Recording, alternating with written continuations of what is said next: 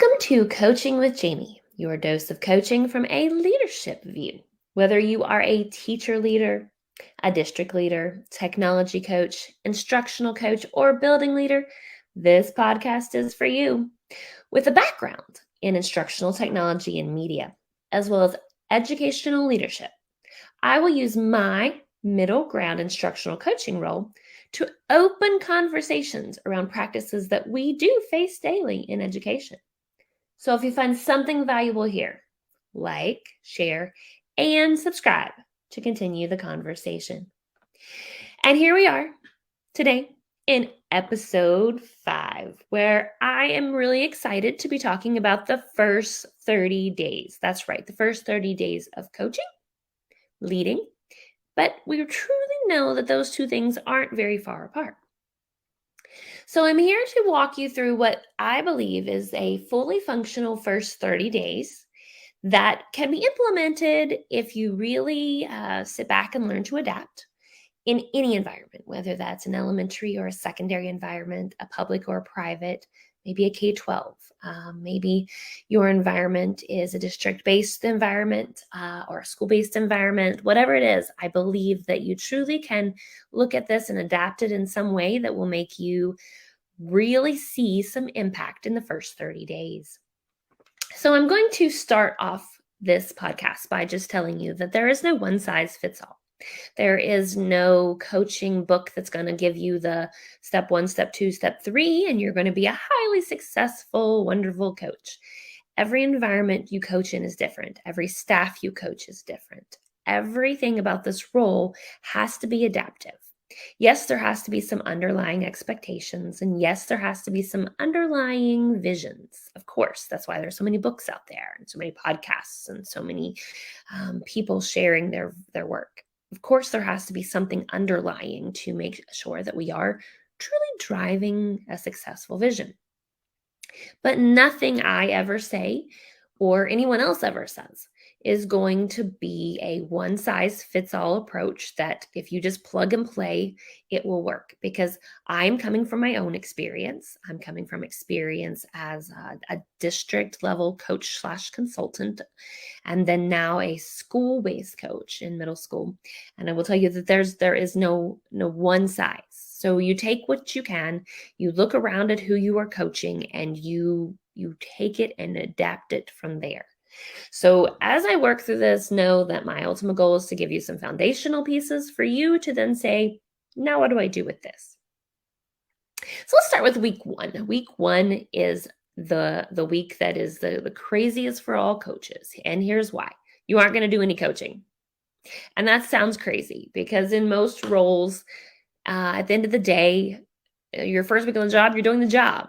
You're doing the key component of your title, but not in coaching.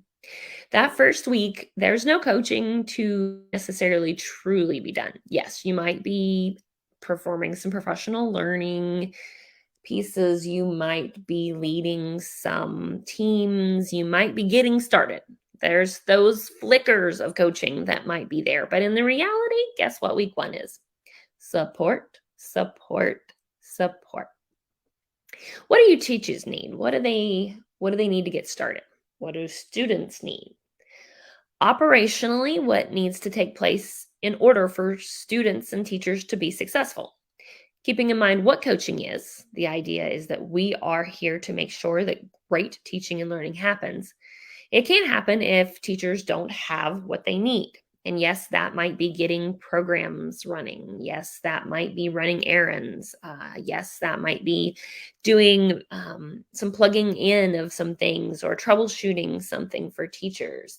It might be running all over the school trying to get resources for teachers so that they're ready. It's not going to feel like coaching. It's definitely going to feel very different than what the job description may read. But it's important. It's important because everything you do in that first week to support tells the teachers you're invested. Now, I do know that this comes up a lot when I talk about coaching, and there's a difference between if you're an introvert and an extrovert. Extroverts, like me, we jump in, we go down the halls and say, what do you need? How can I help? it just comes natural. We have that extroverted personality that just lends ourselves to communicating and connecting and being in the mix. But I've had coaches say to me, but I'm an introvert. And those steps are hard. So I very much believe that it's crucial that we think about this from multiple perspectives. As in, we think about this in a way that says, I can still connect. I just might do it differently. Maybe it's connecting with a few teachers that you can support and help if you're not feeling very extroverted or you're not feeling terribly comfortable in your role yet. Word of mouth by teachers is a big way to become a coach. If you've helped a few really key teachers in your building and they see great impact in what you've done, you are going to find they're going to tell 3 other teachers. And this is a simple way that if you're not extroverted, that you can still jump in there and get moving. You can still make waves. I understand that we all have some different personalities, and I know that not everyone like me is running down the hall yelling, "How can I help? What can I do? What do you need?" I know that's not everyone. And so I do think that if you're someone who doesn't naturally find that to be easy, that there are absolutely ways. Get out, walk down the hallways. Maybe you won't have conversations. Maybe it's a simple smile. Maybe it's a, "Ooh, what a cute skirt." Maybe it's a compliment of a bulletin board. Maybe it's just simple things that allow you to get out and connect and then move to the support. So maybe week 1 is just getting comfortable in your shoes, getting comfortable in your role, getting comfortable in your school. Maybe you're not fully prepared to jump in and support wholeheartedly. Maybe it's just a little bit of support you give. Either way, if you're getting out there and you're making an effort to get out of your office, get out of your space, get out of your meeting room, and do something impactful for the overall organizational structure of the school and their operations, you've got a successful week 1 under your belt. So let's then jump into week 2. You've got week 1 under control. That's when teachers are really spending their time getting practices and procedures, and here's how this is going to work. In our case, the syllabus in secondary. There's a lot of just nuts and bolts that are taking place in week 1. But week 2, we start to move into the instructional piece, right? We start talking about instructional screeners so we can figure out, especially post-pandemic, where are our students? Where are those data points? And so we are taking those opportunities in that second week to start thinking about those screeners and when that window opens. We get that in the back of our mind as coaches, but we don't jump on that quite yet. We go for something a little simpler. We go for a simple, "Hey, don't forget I'm here." If you follow me on Instagram, you see the week 2 email that I sent out. I shared that in a post, and it was simple, and it said, "Hey, this week, if you need help with," and then I just listed a bunch of stuff. Like I listed, you need help handing stuff out. You want to run a small group and you need an extra set of help. You're doing something cool and you just want to show me. I listed like 10 things that, hey, if this is happening this week, invite me in. I will come and help. And I had some people take me up on that. In fact, way more than I did last year. So I know it works. It's not going to get you in every classroom in the building, but it's going to get you moving and busy. So jump in and get ready to roll. You might suggest that you can do something like hand papers out. No, that's not coaching, but it says to that teacher, "I'm here to partner with you." That's what that says. You could help facilitate something. Maybe it's a large activity. And I did just that with one of our teachers. He had created an amazing activity that was all hands on deck. And I was super happy to go in and be one extra set of hands running a group and watching really cool instruction happen. So facilitate alongside them. You don't have to be in the lead, or you didn't have to control it, or you didn't have to develop it. You just have to be there to help facilitate it. Co-teach. Get in there and get beside a teacher and get your ebb and flow working and just teach alongside them that week. Help them plan, help them look at the instruction that needs to happen, the standards that they need to teach. Work with them on those sorts of things. Look at early data. Was there something they gave them the first week that they can now go through and look at and start to develop some thought process about, what do I know about my students and what do I need to do? Do they know how to get into the screeners? Do they know when the screeners open? Do they know what to do? Do they know how to get students into the screeners? Really important stuff. Do you need somebody to bounce an idea off of? And this happened. I had a teacher that said, okay, this one class, this one period, I'm finding there's just some kids in there that their interactions are challenging. I'm trying to figure out how to get that working. And I said, well, can I come in? Can I just pop in for a little while? And I did. I went in, and it was a lot of what I knew. I knew generic things going in. I wanted to see them with my own eyes, but I could give her, this is a reason why, this is a reason why, and this is a reason why. These are some needs, and the needs assessment is this. So what about if you did? And she jumped in with that, and it was easy, super simple success. It wasn't a coaching cycle. It was just a simple, I see something that's not clicking. Can you come in and look at it with me? And let's determine together if there's something simple I could do. It was super easy and came from that email that I sent out. Maybe you just say, come to my office. Let's chat if you'd like, or can I come to your room? Some people like the come to your office space. They like feeling that camaraderie, sitting around, talking. And I have some super comfy chairs, so they like that. But I do offer do you want to come to me, or do you want me to come to you? That's always something that I offer to do. And I like to also say, is there just something that you want me to sit with you on and look at something with you? That is sometimes just giving it a second set of eyes on something as important to a teacher as anything else. They just want someone else to look at something and say, am I seeing this right? And you're there to either confirm yes or to question, and to help them talk through some things. So, it's really about just that week, supporting.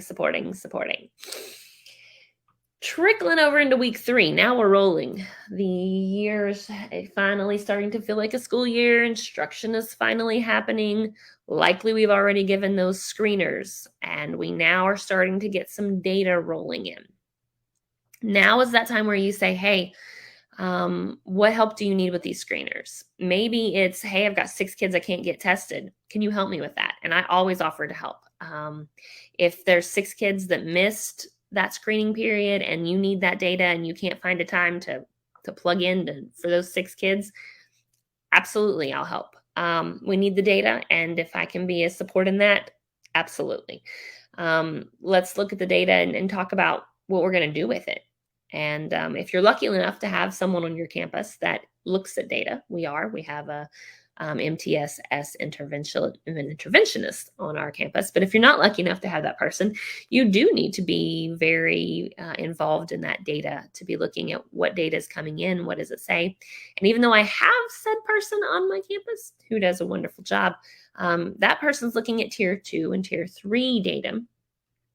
I want to be looking at that tier 1 data. And I want those teachers to know that I'm as invested in the data as anyone else. So maybe this time of the year, we start talking about groups. Are they groups that are designed to be fluid? Are they groups that are designed to be a little more stable based on needs? Why do we make said groups? Why do we adapt said groups? Let's talk about desirable actions. By week 3, the honeymoon's over, which means our students are very, very comfortable. And all of a sudden, we start to see some of those things that we didn't see in week 1 or week 2. And now we're seeing that there's some things we want to change. Well, let's get to the bottom. Let's see what we can do and get those desirable actions in place. Because yes, behavior is important if teaching is going to happen. Let's maybe talk about resources. Do you find that you need something that you don't have? Are you trying to make something happen and you're trying to find a way to do it? Can I help you with those resources? Can I help you locate those? Can I help you make those? Sometimes I offer. I found this neat infographic. Would you like me to print it and laminate it for you? It is a great resource. I'll offer those things in week 3 because it is a time when I'm able to partner with them in moving forward with good quality instructional practices. Then week 4 happens. My week 4 is a little crazy. I'll share that with you in a minute, but week 4 really is about when you can start to think about coaching. Now, let me caution you on this when I say coaching. I feel like when we hear the word coaching, we automatically go to coaching cycles and the belief that we should be automatically jumping into classrooms with firm schedules of teaching and learning and talking about the teaching and learning and deciding what needs to happen next. And then we feel like we have to be there. And if we're not in what we believe the book version of coaching is by week 4, we start to get a little panicky. I want to caution you that this is not a reality. If you are lucky enough to get there on week 4, that's wonderful. That is phenomenal. Celebrate. Woo! Joy. If you're not there on week 4, that's okay. That's okay. Say it with me. That's okay. Because at this point, you have to avoid rushing. You have to avoid jumping into classrooms and doing it wrong. Remember, you have to be intentional with coaching. You have to build on those prior weeks. You have to go down the hallway and say, wow, I love what's on this bulletin board. What was that activity that you did? Open that door that way. Get in that room that way. Or, I saw you post something on Facebook or Instagram, or I saw that you shared with your team this really neat activity. Tell me a little bit about that. What did you do? And so week 4, maybe it's getting in the door with questions, getting in the door with, I would love to see you do that. That I walked by the other day and I was amazed at what was happening in your room. Can I come see that? I have a teacher that posted a spaghetti activity on Twitter, and my first thing was, next time you play with spaghetti, I want to be invited. And it's just simple things that you may not think are going to lead anywhere, but they do in time. That's why you got to be carefully intentional, and you have to be patient. You are not going to magically be invited into every classroom in the school because you are a great, smart coach. That is not what's going to happen. So celebrate if you get that book version of what coaching is. But celebrate even if you don't. Celebrate that you're at week 4 and you're making progress, and celebrate every little win along the way. Now, I'll tell you, my week 4 got a little crazy because I walked out of week 4 with COVID. I was vaccinated, so I felt very comfortable with things as they were. I was wearing a mask. I was distancing. I will tell you that I was very, very, very careful. I would go into a classroom. I would help that teacher. I would get up close to help the teacher, and then I would get far away. I would spend the rest of the time talking to that teacher at a distance if I didn't need to be right on top of that teacher to help them. I paid careful attention to when I was in one room working with a teacher, I would go back to my office. I would clean my iPad and my walkie-talkie and my phone with an antibacterial wipe. I would clean my hands with hand sanitizer before I would go to the next classroom. And I did this for weeks on end. And I was feeling very comfortable with what I was doing to keep myself COVID-free. You probably noticed my voice in this podcast is different. And that's because I am at day, I think, 8 of post-COVID. I'm not 100% at this point. I'm working at about 85% at this point. But my week 4 got derailed. And I wholeheartedly just panicked because we had tons of needs in our school. We had been moved to hybrid, and I was working as hard as I could to support everybody. I felt I was band-aiding problems because the needs were so great. And so I ran to my office and I started recording videos because it was the only way I knew to help a whole school without putting band-aids everywhere. And when I got COVID, I really went, uh-oh, What are they going to do without me? But I'm going to tell you the lesson from that. And the lesson is this. If you have done your job well as a coach, a really good job, if you haven't done everything for your teachers, if you haven't had to be in the middle of it all, if you were just kind of the partner, if you were on the side, if you were just leading them to do it on their own, if you were doing those things, well, the reality is when you're gone, it will keep happening. Whether you're a coach, whether you're a school leader, if you're truly leading people to do the work and you're partnering them with them on their own success, when you walk away, it will still carry on without you. And so I've watched this week as the staff has been resilient and they have been on their own.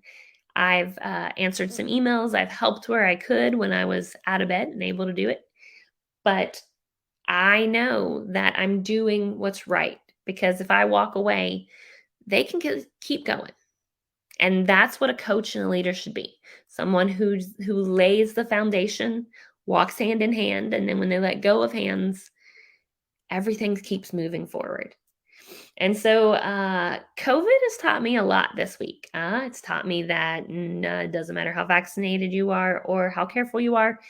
If you are out amongst people, you can still get COVID. It's taught me that if you just trust in people, things will work out as planned. It's taught me that you think you're resting, but you're probably not really resting. And if you don't rest, it will catch up with you. It's taught me that there has to be some better practice than I was currently doing in school, which was running around like I had lost my prized stuffed animal. I was coming home every day with 21 to 25 minutes of exercise on my Apple Watch from all I had done in a day for a straight week, and I was exhausted. Likely why I ended up here. But I will tell you that I learned that if you do what you're supposed to do and you help your folks, you will inevitably build what has to be built for them.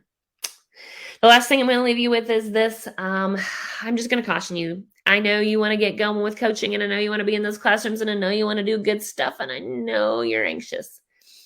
But if you do not take the time to build the relationships first, and you barge into those rooms ready to coach, you're going to be seen as an evaluator, not as a coach. So you've got to respect that give and take. You've got to be patient, and you've got to wait for it. That is how you will be successful. So that's it. The first 30 days, they may go swimmingly. They may be a train wreck. Either way, you stick with it. You fight for it. You keep going, and you know when to rest.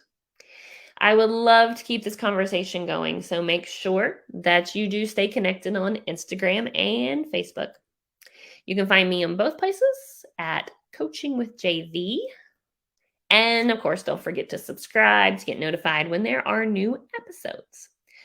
You can find us on Spotify, Podbean, Amazon Music, Apple Podcasts, or Google Podcasts, anywhere you listen to your podcast.